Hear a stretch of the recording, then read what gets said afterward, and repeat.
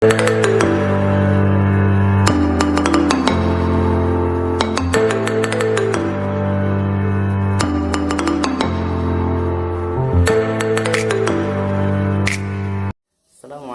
warahmatullahi wabarakatuh. Perkenalkan, nama saya Maulana Abdurrahim Bawazir, NIM E2018-2248. Jadi di sini saya akan membuat video tanggapan dari ekonomi tertutup tanpa kebijakan pemerintah atau ekonomi dua sektor. Ekonomi tertutup tanpa kebijakan pemerintah juga bisa disebut dengan ekonomi dua sektor, yaitu sistem perekonomiannya yang tanpa mengandalkan impor dan ekspor, di mana suatu negara dalam perekonomiannya itu tidak mengandalkan impor untuk memenuhi kekurangan maupun kebutuhan konsumsi, dan juga negara itu tidak mengekspor ketika kelebihan produksi. Nah, itulah yang disebut ekonomi tertutup. Kemudian yang disebut ekonomi tanpa kebijakan pemerintah di sini, yang pertama itu pemerintah tidak ikut campur tangan dalam perekonomian masyarakat, dan pemerintah tidak memberikan subsidi kepada masyarakat, dan juga pemerintah tidak mengambil pajak dari masyarakat. Jadi pemerintah di sini memberi kebebasan kepada rakyat untuk memproduksi apa saja. Misalnya seperti memproduksi beras, memproduksi jagung, ketela, baju, dan lain-lain sebagainya.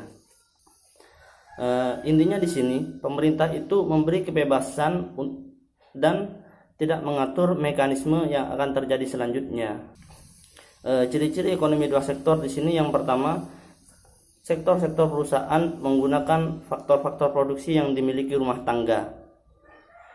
Faktor-faktor produksi tersebut memperoleh pendapatan berupa gaji, upah, sewa, bunga, dan keuntungan. Yang kedua, sebagian besar pendapatan yang diterima rumah tangga akan digunakan untuk konsumsi, yaitu membeli barang dan jasa yang dihasilkan oleh sektor perusahaan. Dan perilakunya di sini adalah rumah tangga konsumen dan rumah tangga produsen. Nah, tanggapan saya terhadap ekonomi dua sektor ini, saya setuju jika nanti perekonomian dua sektor ini diterapkan di Indonesia. Karena apa?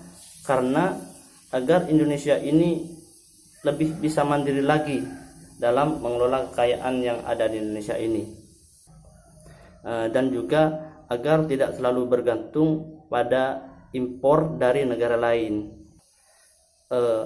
karena di tanah Indonesia ini kekayaannya itu sudah sangat-sangat melimpah sekali.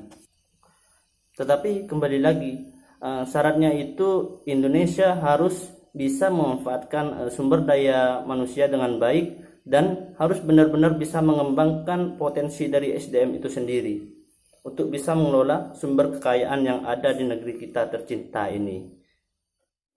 Mungkin itu saja, cukup sekian tanggapan dari saya. Apabila ada kekurangan dari saya maupun dari video saya, mohon maaf yang sebesar-besarnya. Wabillahi taufiq wal hidayah. Wassalamualaikum warahmatullahi wabarakatuh.